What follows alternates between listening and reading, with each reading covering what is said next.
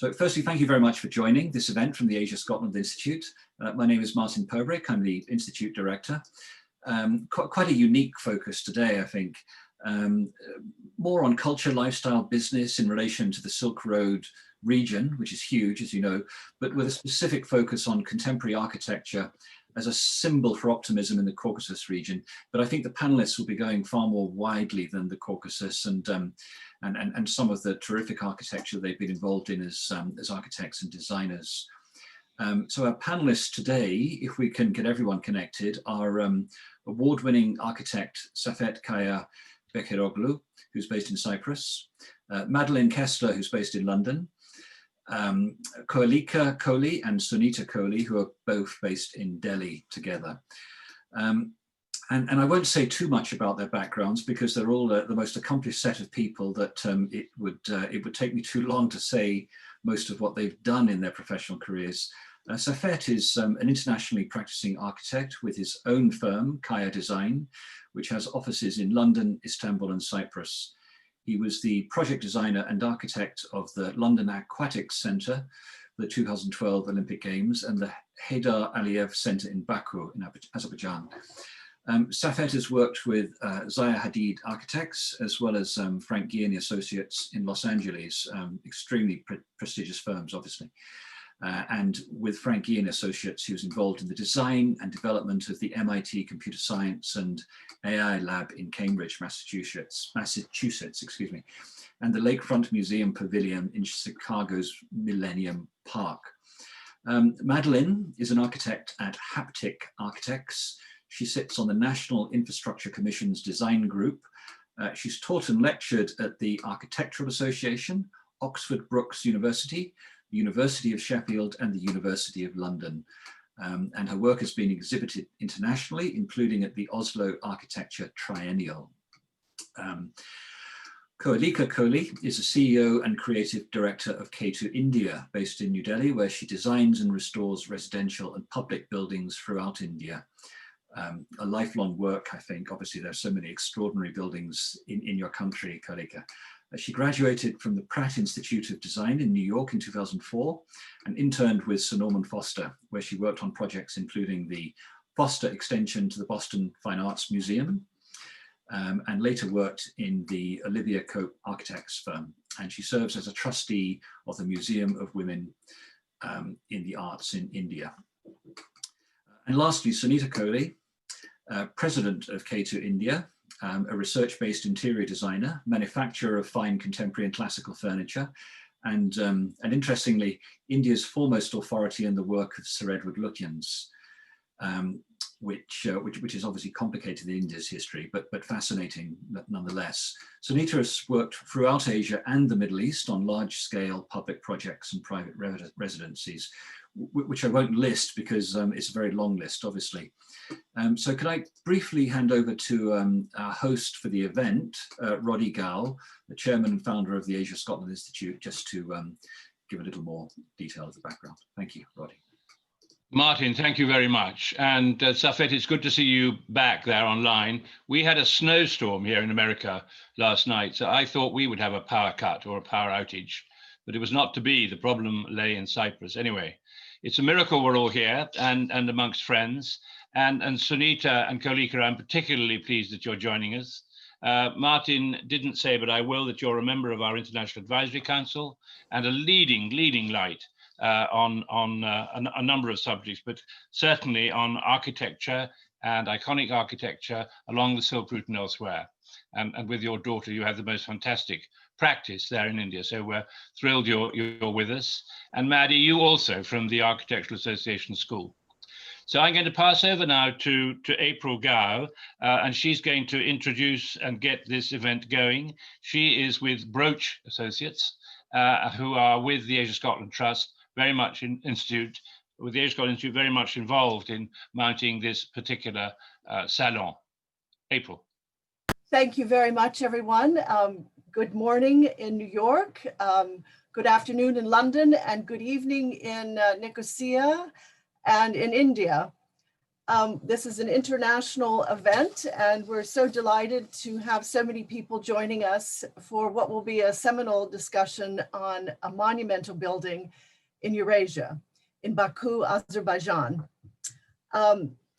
Some 7 years after it first opened, Zaha Hadid's monumental award-winning Heydar Aliyev Cultural Center in Baku provides a unique symbol of optimism and hope for the future of the region that is determining its way after it gains its independence from the Soviet Union in 1991. I'm so delighted that Saffet Kaya has agreed to take us through the project and to describe for us, both visually and through discussion, how the building came into existence, the inspiration behind it, the brief he received from those who commissioned the building, and just how important this building is for the region. Saffet, could I turn over to you now? Thank you, April. Hi, everybody. Hello from Cyprus, Nicosia. Yes, it's been 7 years since it's completed, and time flies. I would like to start from the beginning. Initially, we approached by a contractor to do a design and build bid for this building, and so initially there was a loose brief, and we somehow developed it as we were designing along and becoming more familiar with the region and with the people. But having said that, I'm from a Turkish background and did my undergraduate in Istanbul, and Zaha being Iraqi, we were familiar with the region.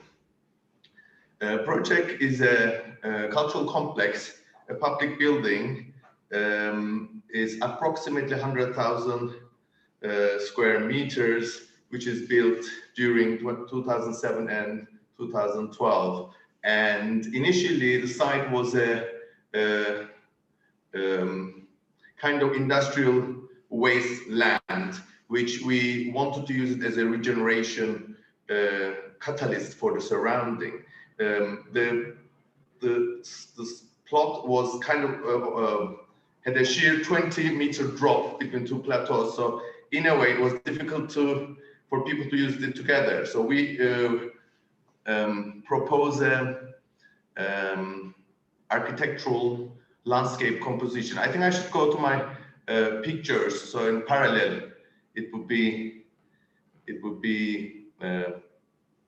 together with the pictures, the slides, it will be better, no? Yes. So you can see here that besides the building, it's actually the landscape in front of it all together, designed together. I call it more a landscape composition: architectural, hard landscape, soft landscape, green, and water feature with kind of parallel woven to kind of go around the site, joining two plateaus. Here you can see in the lower hand kind of pavilion at the bar, and at the back you see the center. What is important for us that in the brief we said we're going to have 3 autonomous functions, and these are convention center, which has a 1,000 seat auditorium, banquet space, and in addition to that we have an exhibition space like a museum, and we have a library. What was important that these 3 different functions work autonomously, at the same time they work together to complement each other. It was a landscape project, it was a public project, so our departure point actually take the public plaza ground, and then by undulating the public ground, we created the architectural space, internalized urban space. You can see how inside and outside flows into each other. From this view, you can see the left high part, which is looking towards the north, is the library side. The one on the right, this is the museum side. And if I go back, and this is in the front, is the museum side. The one on the right is the convention side with the auditorium. I want to show this slide where we being familiar from that region and of course studying in architecture, we wanted to do the Bilbao Effect, which is bring an architecture which makes such an impact that it creates a destination for people to come and see it. And having previously, of course, visited Taj Mahal, and it's how it became an icon, having studied in Istanbul and visiting Blue Mosque, the effect of these buildings, and being familiar with and visited Guggenheim, you can see that people are looking for these destinations to visit and to uplift them. You can see in comparison the scale that we're along the same scale. This was a public building for people to come together, to exchange ideas, it's a place for them to see their culture, to show their culture.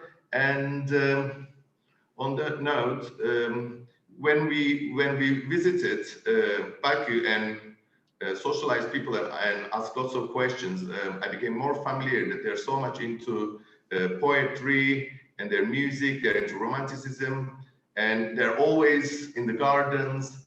The restaurants are always outdoors because of the weather. So we wanted to make sure that we project that culture. We didn't want to do something looking at the back. So that's why, as April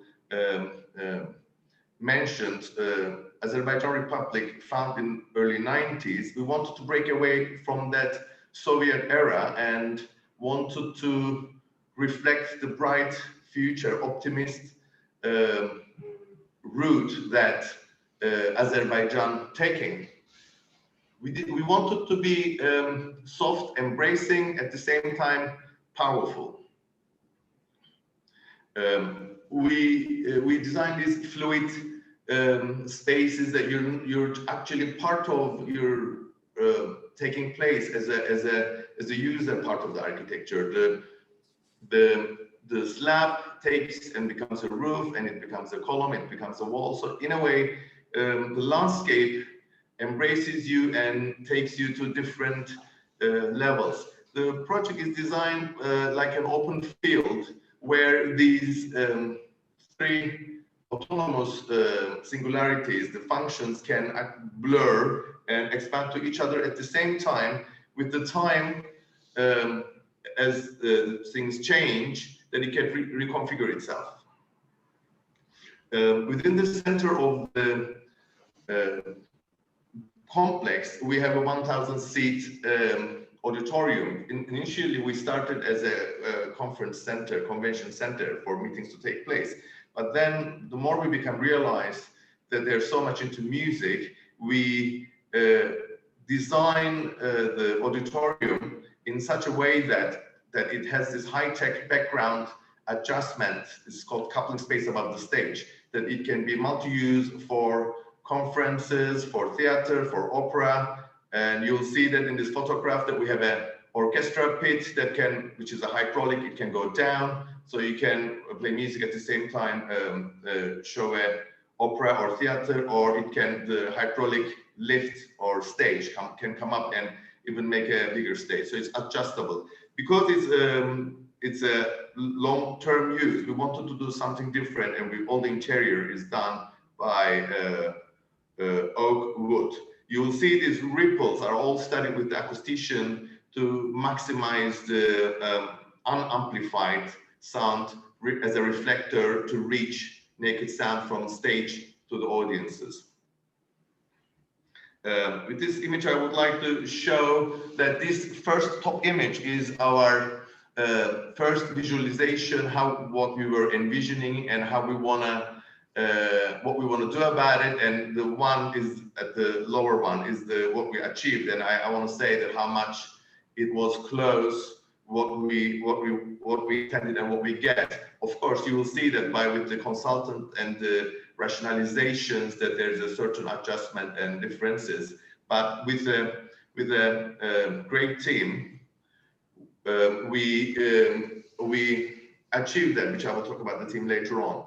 You will see that although the building looks homogeneous and fluid all over, actually it has a very heterogeneous nature. Like how the flooring and cladding continues to read. But when you look inside or behind the scene, that we have a different structural system. The building is formed from concrete, steel, space frame, and you can see how all these layerings and substructure and structure kind of differentiated as to able to transfer the load. This is an image which I would like to show that on the left one, you see that's what we intentioned. This is a view from the gallery. And on the right, this is like without the finished walls, structure and space frame. And this is actually in the middle, the gray scale, gray tone image is what's finally realized. And all this hard work, of course, is achieved by the communication with the different teams, different expertise, which was very exciting to be part of. And everything we use computing highly to be able to control and numerically control both design, fabrication, cost, delivery, and you can see how all these panels are all named and numbered and are released as an Excel sheet. So we had a very high, although it has such an emotional and visual and sculptural side to it, that it has a very high-tech background in making and in fabricating and in designing. And what I like, what's gratifying for me is that how it moves people, and people always goes and take funny photographs, interesting photographs, trying to relate their body movement to the building's movement. You can see in this picture, and it became a symbolic building. It became an iconic building for Azerbaijan public and many people, that they go in their happiest day and use it as a backdrop or take photograph. Which I always receive these photographs, which makes me very happy, because this shows that people embrace it and they want to eternalize with their photograph. Yes, I would like to talk about the team. It was a very international team that came from all around the world. Our design studio was in London, Zaha Hadid Architects, and our team was very international. You can see here that we had people from Brazil, Spain, Iran, Israel, Turkey, Cyprus, Texas, China, Korea, Canada, Serbia. So it was a very international team, and it was a labor of love that this work brought us all together. And it was more a learning experience for everybody, the consultants, which I want to give all the credits that that we, through communication, we work extensively, intensively together, and realize this building and share it with the rest of the world. And it was a great experience for me, and I'm happy, and thank you very much for this opportunity for me to present the project again. Thank you, Saffet, so much for that wonderful, wonderful overview of an extraordinary building. I'm going to just read a quote from Zaha Hadid. She said that it was an incredibly ambitious project for me. It was always my dream to design and build the theoretical project. The Heydar Aliyev Center in Baku is the closest thing to achieving that. And I think that is it's quite a big statement. Obviously, the completion of the project was also a very moving experience for Zaha. And I think probably of all the things she's done, this particular public space is probably the most monumental, and on a scale of something in the region that had not been seen before as a piece of modern contemporary architecture. And Saffet, you spoke about the team that you worked with. You brought together an international team. How many people worked on the project with you? I mean, it fluctuates. Initially, when we were designing, we were like 2 people, 3 people. But when actually we get selected to develop the project, we kind of start teaming up with the right people. And in our office, I just mentioned about the stuff, but the contractor was a joint DIA, main contractor, was a joint venture between Istanbulian and Azerbaijan construction company, which both gave us the insight what's in Azerbaijan, and Istanbul construction or Turkey construction contractors gave us the know-how. And with our, let's say, London international design vision, I think it was a great merge. Subcontractors, so I mean, we stretched from Germany to Arabia to Turkey to America. We had contractors, subcontractors from all over the place, and everybody was very excited to be part of it, because for them it was something unconventional and they wanted to be part of. Wonderful, wonderful. I'd love now to turn to Sunita Kohli and Kohelika Kohli, who joined us from New Delhi. Sunita, I know you have visited Baku and you've been to this building. And as a designer and someone who's worked in the region and traveled extensively on the Silk Route, could you give us some of your insights, please? I must congratulate you, Saffet. It is such a beautiful, beautiful, exquisite building. It is such a large building. And yet it seems as if, when they say that architecture is music to the eyes, you have created that, because with Zaha Hadid, you're widely acknowledged as the co-author of this building. So many, many congratulations. I had the great privilege of seeing it last year when I visited Baku for the first time. And it just took one's breath away, because this is something, Baku is also a very old city, apart from the Stalinist type of buildings that are there, the Soviet buildings. But as you very well know, I mean, the city center is 7th and 8th century, and they've got these other World Heritage sites. But you took this building has taken a complete departure from that and really created a timeless building that is so inspirational and looks to the future as to what public buildings can really do. And anybody who will see that building will realize that how you have regenerated that entire area, which was so almost fallow. So that's absolutely wonderful. And you've also had the great privilege of working for 5 years with Frank Gehry. How many architects have had that opportunity, and now you work for yourself? And I know that how important design and the fluidity of it, and you work with different mediums and things. Maybe you'd like to speak on that. But first, I must say that what I think is happening in that region is, I think it was last October, after I'd been to Baku, I also had the opportunity of going to Abu Dhabi and seeing what Jean Nouvel has made in the Louvre, at the Louvre building. Again, that is inspirational. I have only seen Zaha Hadid's model of a building in 2005 in Abu Dhabi. Haven't seen it complete.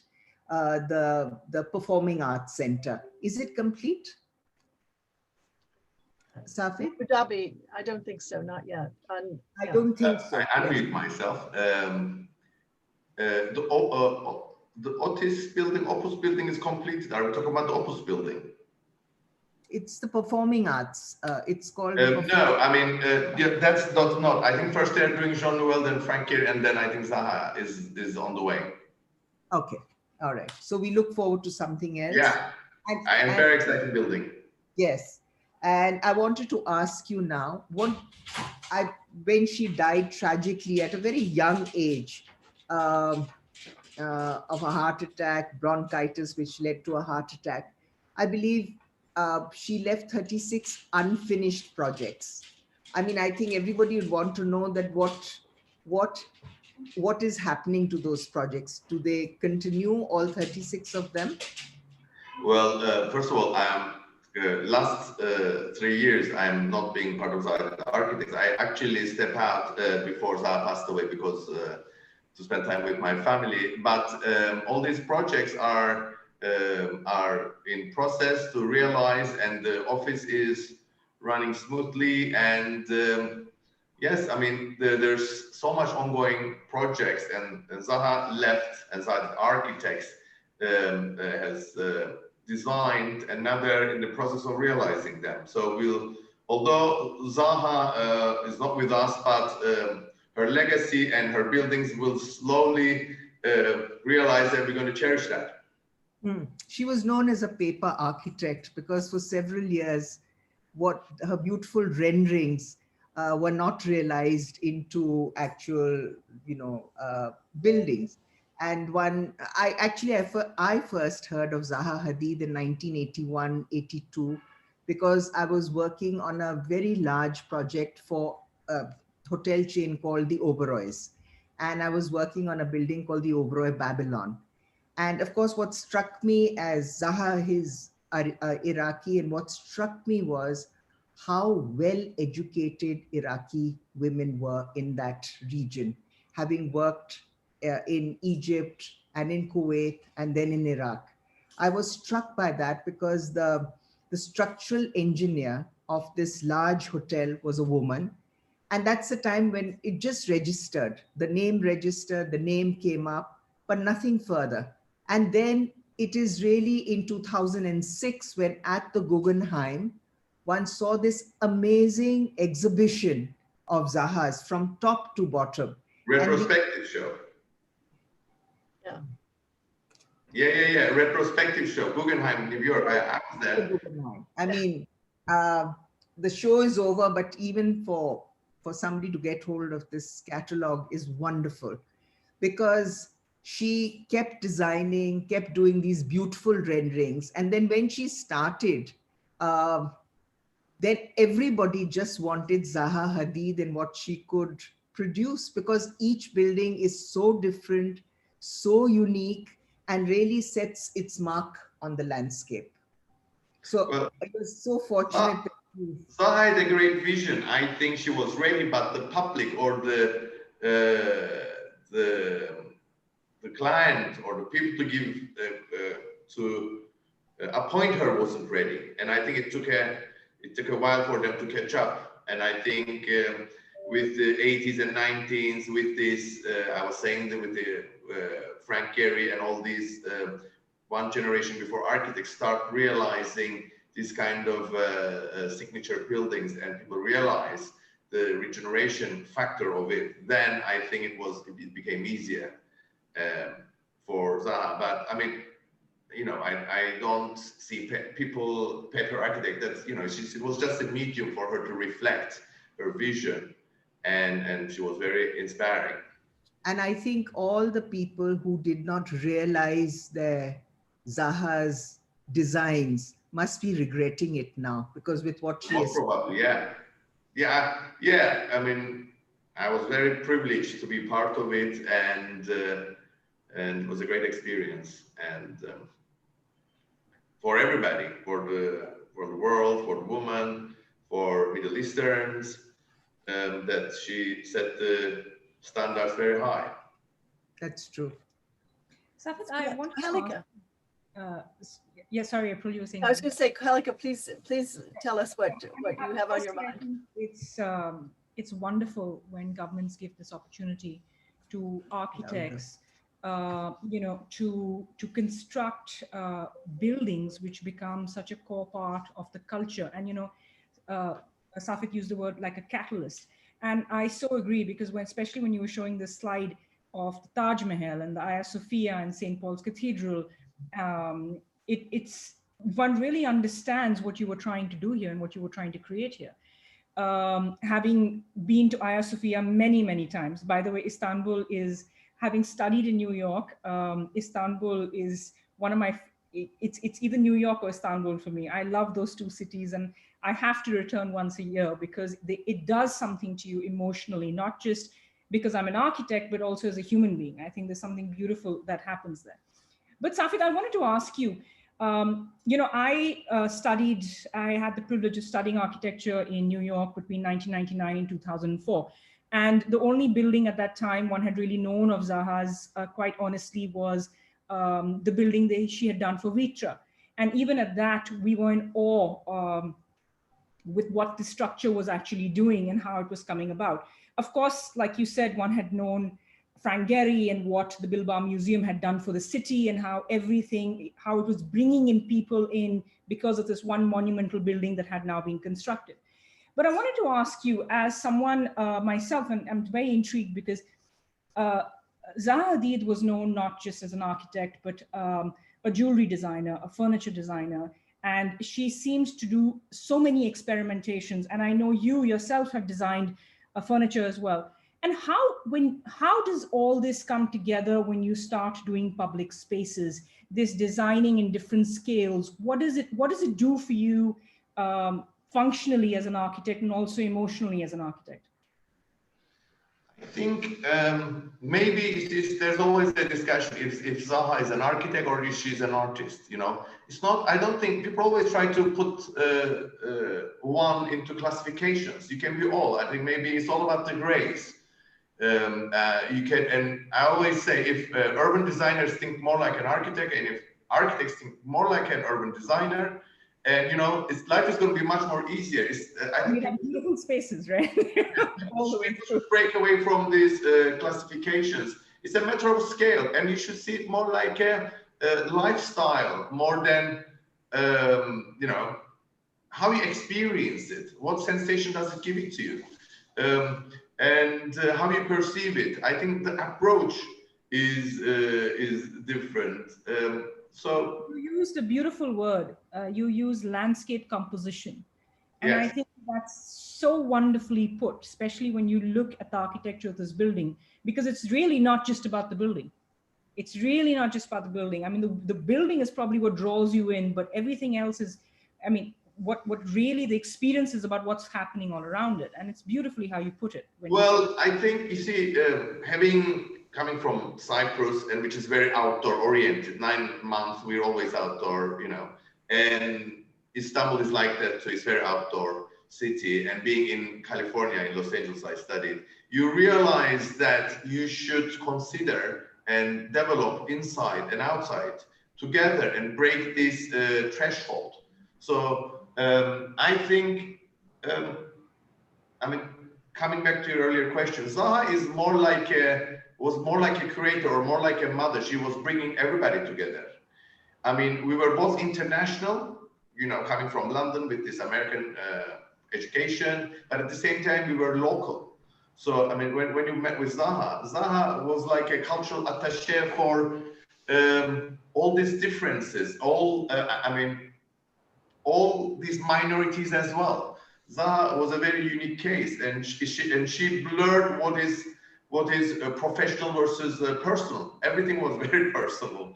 So in a way, that's why it's all made with so much love, and our designs is more like, we weren't going with the conventional let's say thoughts, but how if we reinterpret, or what is our take on a product, on a chandelier, on a chair, on a jewelry? You know what I mean? It's more about actually rethinking, re-questioning, and maybe not giving an answer, but asking the right questions. And I think that comes with the bicultural side of people's background, and most of the office was bicultural. So Zaha was from Iraq, and then she couldn't go to Iraq. She came to London. She studied in Beirut, and most of the people in Zaha's office are mostly people coming from different backgrounds. And it's more like the United Nations, and we're finding a common language, common understanding, and common world, common architecture. And that's what we could try to communicate as part of our work. Do you think, Saffet, the fact that she did her undergrad in mathematics, because there is what is so fluid, but she's known to have a very strong methodology with how she works. I mean, obviously, structures like that cannot be just, on paper. They have to be thought through structurally, mathematically. Do you think all that helped, and also the way you work, where the geometries are so strong in each and every one of Zaha Hadid's buildings? They're all different. They're very strong, and they create absolute and sheer beauty when they're completed.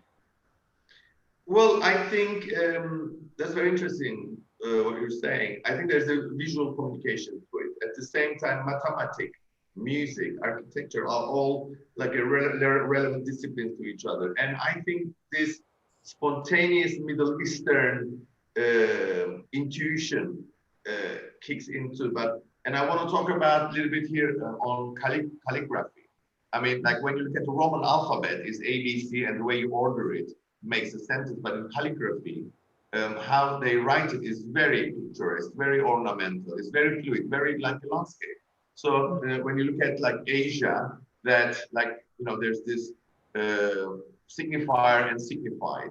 So I think I think it goes way back to DNA and people's what they have in their DNA as well, because it's a different approach how the mind works. She was great in delegating. She was natural to it, and she had a good intuition, and she was hyper aware, and we always had a argument discussion on the way to somewhere, and like, should we take this route or should we take the other route? And Zaha was always say, "Oh, my math is very good if we go follow this road. It's that is the diagonal, and the other one." So she was always bringing that mathematical side of her to it, but it was more, I think, intuitive. I'd like to bring in Madeleine Kessler now. Maddie is involved with big infrastructure projects and is the co-curator of the British Pavilion for the next Venice Biennale. And it's all about public spaces and infrastructure. And Maddie, could I ask you to? Yes. About that. Yeah, no, thank you very much. Great presentation, Saffet. It's just an incredible project. I've never seen anything like it, like with all the complex geometries. And I think what was just touched upon now was such an interesting and important conversation about how we're often too prescriptive with the language we use. And we kind of put architecture in a box, like an architect must be this, a building must be this. And I loved how you spoke about it as a landscape.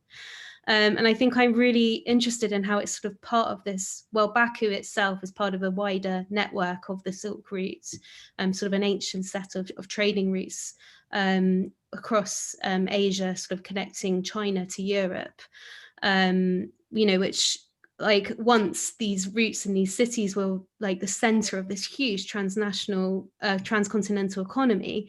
But with the onset of shipping and other things, suddenly a lot of these cities sort of fell by the wayside and became more isolated.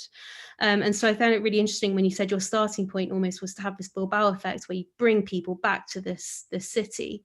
And I suppose I'm really interested in whether the building has sort of been used now in a way that you expect. Like, has it been successful, do you think, in bringing people to Baku? Like, is it are local people using the building as well as tourists? Like, is there anything that sort of happened that is unexpected with how it's used that you never would have predicted, but is like quite amazing? I suppose you showed the wedding photography, but I don't know, like if there's any kind of surprises, I suppose, in how it's been embedded in the urban fabric, and also whether you think that a building like that could be built now. Like, do you think it's if you were to start again now, would you still do the same thing, or would you change things somehow? Just really interested to know. Thank you.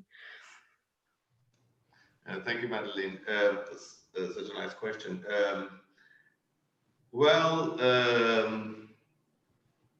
First of all, I mean, the building is start construction like at the outskirts of Baku. It was not in the center, but the city grown and that area is so regenerated now that it totally changed the setup in the neighborhood, and that was something very exciting for me. And it's a building that as you're arriving from the international airport, it kind of greets you, and it's on the way out, it farewells you. I like that effect. What surprised me was like, I think every year or every other 2 years, they do Formula One there. And I went once, and they turn, like, let's say 2 levels of the parking lot, which is underground, into a car exhibition, and that was fantastic. So I was like, they said, okay, why don't you go to the car exhibition for Formula One in the Heydar Aliyev Cultural Center? I said, how is that possible? And we went there, and they were very creative. They do all blackouts in the certain levels and put all these interesting antique cars, sport cars, modern cars. So the building, you only see like the above the ground, but under the ground, that it has all this. There's like 1,500 parking spaces, and there's all these technical areas that you can bring like a high quality art with certain art lift which is sealed with the vapor and all that. So it was very creative how they actually used it. Besides that, sometimes they do projection on the skin, which I and they always send me photographs. I like that it's somehow, besides you go inside and you see there's always different exhibitions, but from outside it has a certain ongoing changing, let's say, projections. What was more interesting, I went to an exhibition where they did an exhibition on carpets.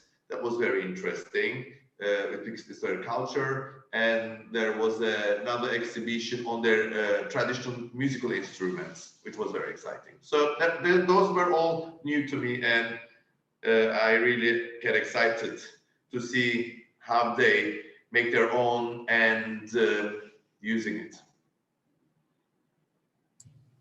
Oh, that's wonderful. I think now we'd like to open it up for questions from our audience. And so Andrew and Martin, if you could please bring in our questions. Sure. Could I ask, I do have the first question, but the lady was going to have to go to another meeting. Let me see, sorry. Perhaps could we first go to Elizabeth Linda? Elizabeth asked me if I could ask a question for her, if you don't mind. And I think it's to any of you, but specifically to the project in Azerbaijan.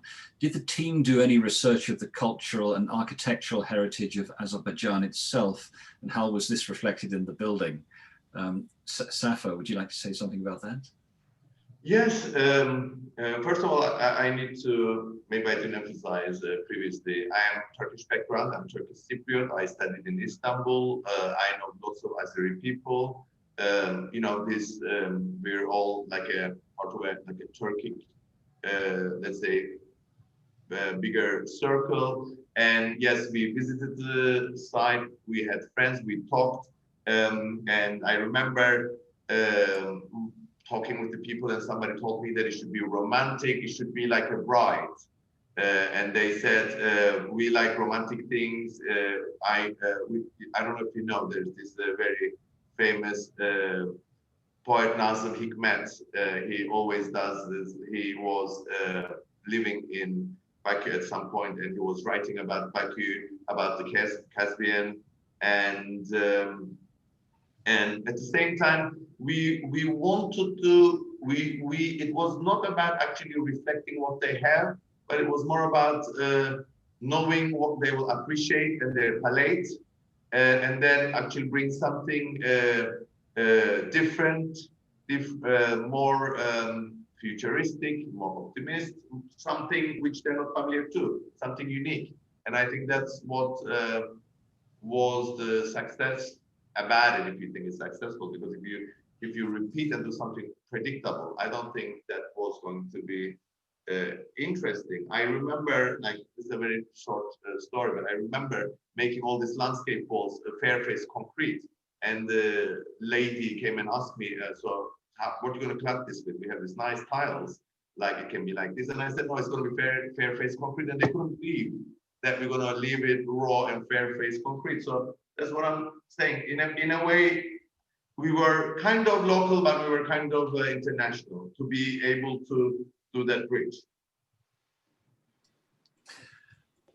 April, I have another question from a lady called Belinda, who sadly had to go at 3 o'clock, but I promised her in the chat that I would follow up with an answer to this question by email, so I'll be held to account. So I think it's quite a different question, if you don't mind, from Belinda. How is the building heated? Is solar power used? How ecologically forward-looking is it? Well, I'm not a mechanical engineer, but we have all the mechanism to heat it. And we, at some point, we thought if we should do natural ventilation and all that, but because it's a museum and you need to have a control of the humidity, and that it needs to be sealed, and we couldn't take unfiltered air. Another thing is that Baku has these oil particles in the air. So that's why we wanted to use mechanic ventilation and heating. I apologize for asking a mechanical engineering question. But okay. We initially thought about doing a natural ventilation, but if you, let's say, exhibiting an artwork, that it needs to be in a certain temperature, certain air, and it needs to be controlled. So yeah. I think we do have a participant live who would like to come on, one of our regular attendees, Sunil. Thank you very much. Would you like to put your question directly? Thank you, Martin. Thank you, Roddy. Thank you, April. First of all, I congratulate the Asia Scotland Institute for bringing together a predominantly female panel to question Saffet on his excellent work. And of course, you're discussing the work of another prominent female architect, Zaha Hadid. So I congratulate you on that. It's a pleasure also to see Sunita the second time. And I'm sorry, Sunita, that the Lutyens Delhi will be changing in the near future. But that's another story. And I completely agree with Kohelika about Istanbul. It is the center of the world, and it's a melting pot, and everybody can find their heart there, or culture there, or whatever. And of course, Madeleine's question about public usage. But my point was, I had two questions. One was to do with, how does one feel? How does as an architect, when somebody has their whim and they bring on something which doesn't belong there, or they just do it because they have the power to do it, number one. So, not regarding culture and heritage and all those kind of things. And the second question has been partly asked by Belinda. How environmentally friendly are the modern buildings? Because we had a period, when we had this glass and steel architecture, which all needed air conditioning and central heating. And that wasn't terribly good for the environment. And now people are talking about zero carbon buildings and so on. So, because you're all experts, I just wanted to know your opinion on those two questions. Thank you. And you're asking the question, I guess, to ladies, which no, all of you. Saffet, of course, you're the main man. I feel like I'm talking too much. No, I'm sorry. Ladies.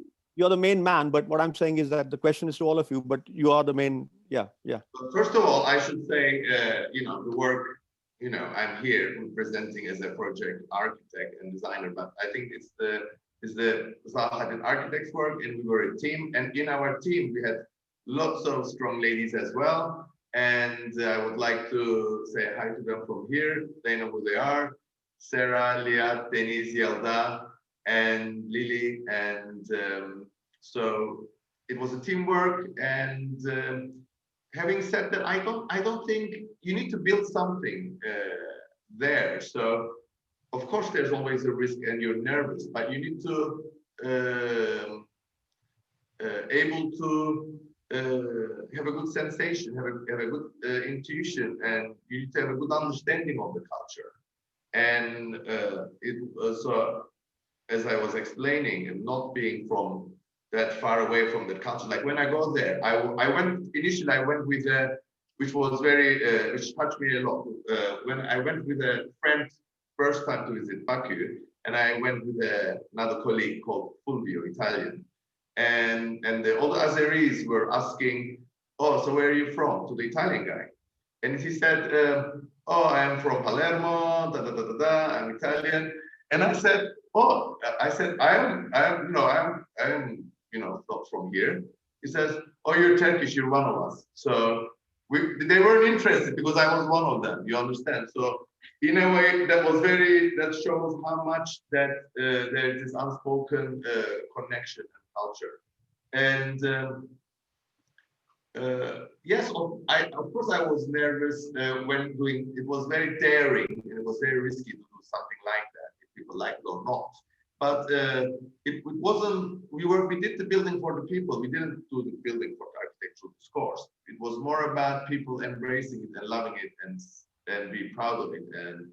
And some people said, does Baku needs this building, or should have been here or there? And I think it was actually these kind of places needs these kind of buildings more than anywhere, because it brings another perspective. It's a building for them to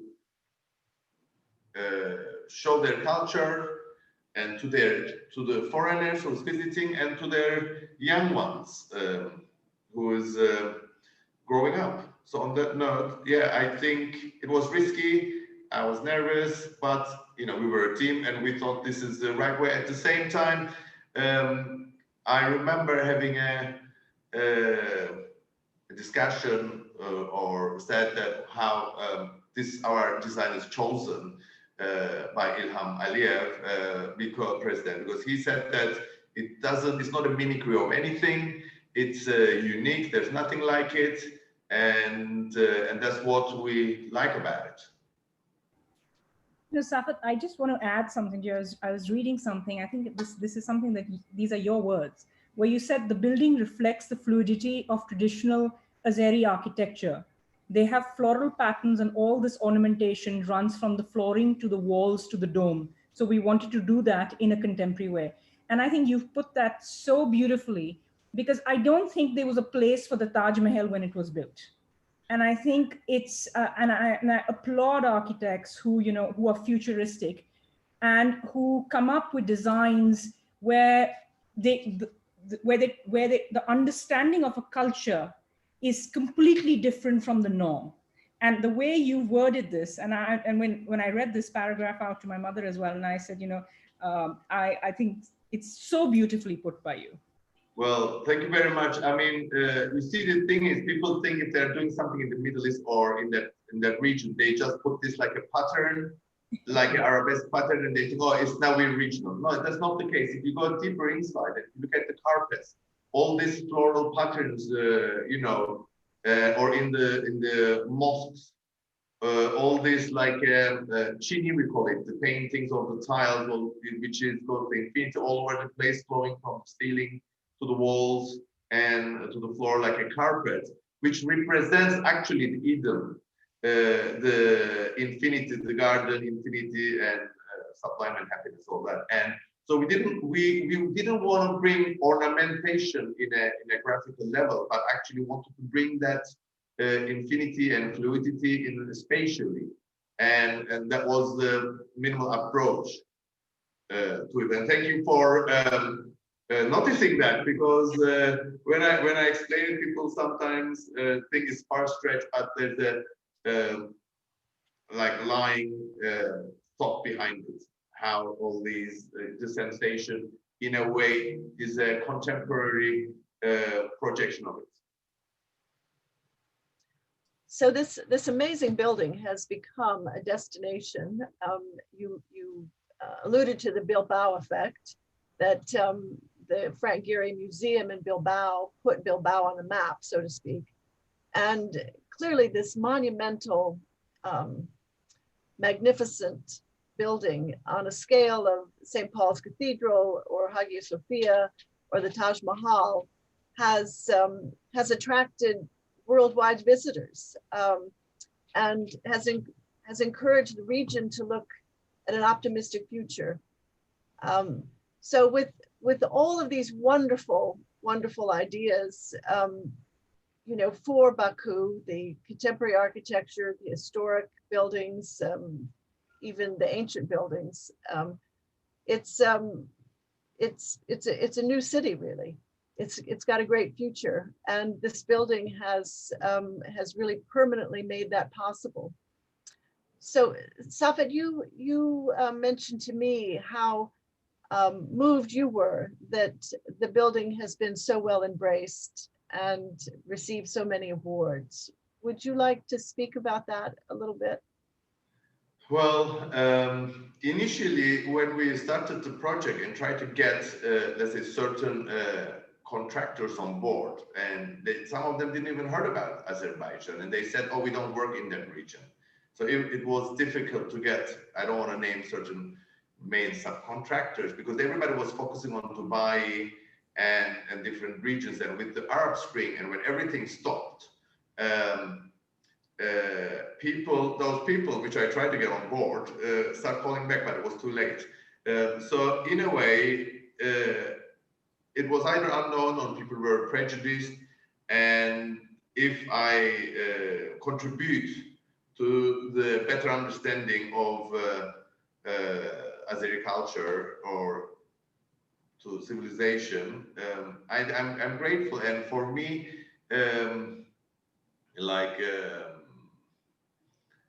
having been embraced and so much loved, this project is a very humbling experience, and with all my colleagues as well, because maybe we were too young and we weren't taking ourselves seriously, but we were taking our work very seriously, and we had all this energy, and with the right people putting a nice team together, one realizes that what one can put out there, and that it connects to people and is loved. And for me, it was a great experience, because I built a big, as a young architect, confidence. At the same time, it's very humbling that it receives so much love and attention. And I wish I visit Baku more often and make it part of my daily life.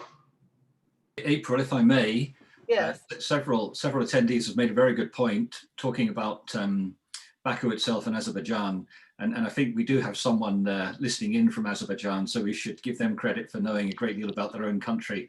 Yeah. And Vafa has pointed out that that Azerbaijan, of course, is a democratic secular republic, and that people will be very welcome to visit after the pandemic restrictions are lifted, which hopefully will be soon. So we do appreciate that, Vafa, because several people asked about visiting your country and wanting to see this wonderful building, obviously. So it will be soon, hopefully, after the pandemic restrictions are lifted.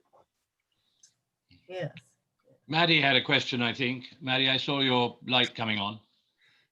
Yes, no, I really love how you talk about the culture of not just the place Azerbaijan, but also the culture of the design team, the culture of all these different countries sort of mixing and coming together. And I think something I found personally when I've traveled or lived abroad is it makes me understand my own culture and where I'm from in a whole new way. As well as understanding something new about the new place. And I was wondering if sort of working in Azerbaijan had sort of changed the way you also viewed things you might have taken for granted from your own culture, and if that had, I don't know, somehow informed your work sort of going forward. That was for me, right? I think people were very friendly, very loving, and I realized that living in this metropolitan urban lifestyle, I think, makes people much shorter with everybody. And then I realized that I missed that, and that was for me interesting. they have a very interesting jazz scene, which I became very familiar, and in a way, it was interesting for me to observe how Turkish background, but they have this more Soviet overlap as well. That how differentiated it created in relationship to, let's say, Turks in Turkey versus Turks in Cypriot, Turkish Cypriot. So that was interesting. And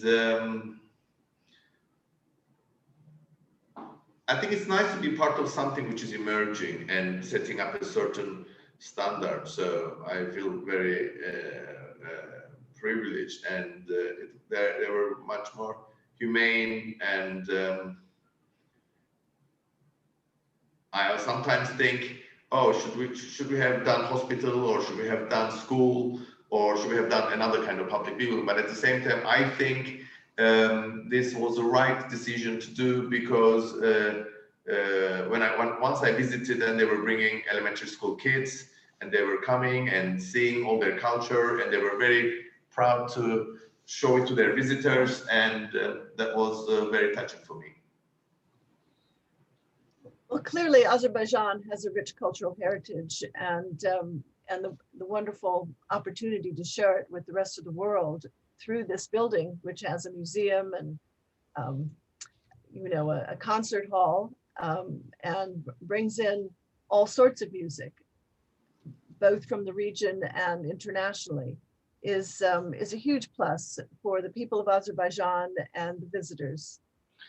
Well, I want to say something. I mean, we're always talking about how Zaha Hadid architects made a radical building and created this and bring this in. But actually, I think we need to give credit to the city, to the president, to the government, to the people in Azerbaijan to choose a project like ours, because Zaha Hadid architects were known for like we're out there, we're kind of not conventional, we're avant-garde, we're unpredictable, and people do not want to take that risk on sometimes. So I think we need to take our hats to those people who gave us the budget, the opportunity to create this. And this, as I'm saying, we need to see if they didn't allow us, and if they didn't go with us, they could have gone with any other, let's say, an architect, but they wanted to take that risk and do something unique. And I think it's important to mention. I was curious, how did the project first come about? Was it a competition? Or? Yeah, it was a design and build bid that I think the contractor teamed up with the designer, and they proposed something, and then they chose. If I may, I think it's very visionary when a government thinks out of the box and wants to get the best international architect and holds a competition to bring them in, because it creates something so unique and does something else for a country, for a city.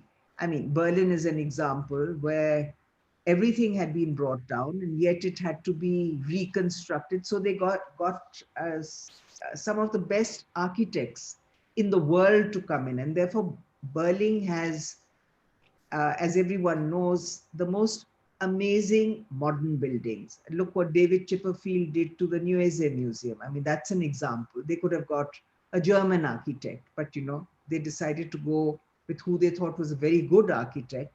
And like the cultural center, that can also, the Nueze Museum also becomes another destination museum to visit because of the beauty of the museum. So I agree with you. Full credit must be given to governments who choose. Definitely. Because Zaha Hadid, actually, as I'm saying, that it could have been, because this was in 2006. Zaha wasn't established as a building architect, and yes, she got the Pritzker Prize in 2004, I think. and that was the era that like the 2012 Aquatic Center, but it didn't complete it till 2012. So it was early. Zaha architect hasn't proved that they're both good designers and realized this building. So it was still risky. So that's important to acknowledge. April, I hate to tell you that it seems like 10 minutes, but it's well over the hour, and I wonder if you'd like to ask guests if they have anything closing to add.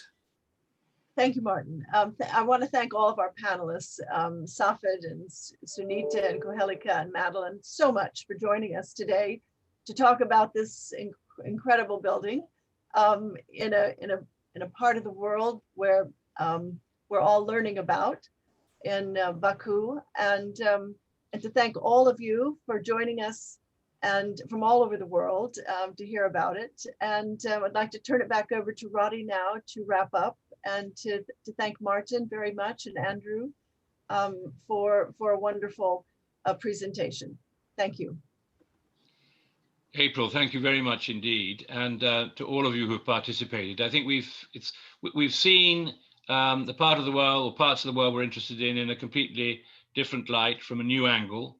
The power of creative architecture to enable people to think about their futures as their interrelationship with each other. And these iconic buildings, starting in Baku, but elsewhere on the old Silk Route, show the way in which people working together constructed these amazing buildings to inspire and encourage others to work together. And it's a very important part of the work of the Asia Scotland Institute to enable people to connect through the arts and culture and education, as well as policy and politics and business and economics. And so we're so grateful to you as the creator of this amazing work in Baku for talking to us about it, and the other experts on the panel, all of them, for their views and observations on what you've done. And so on behalf of the Asia Scotland Institute, I would like to thank Broach Associates, who've helped put this together, and people from many other organizations, such as the Architectural Association Schools, for participating.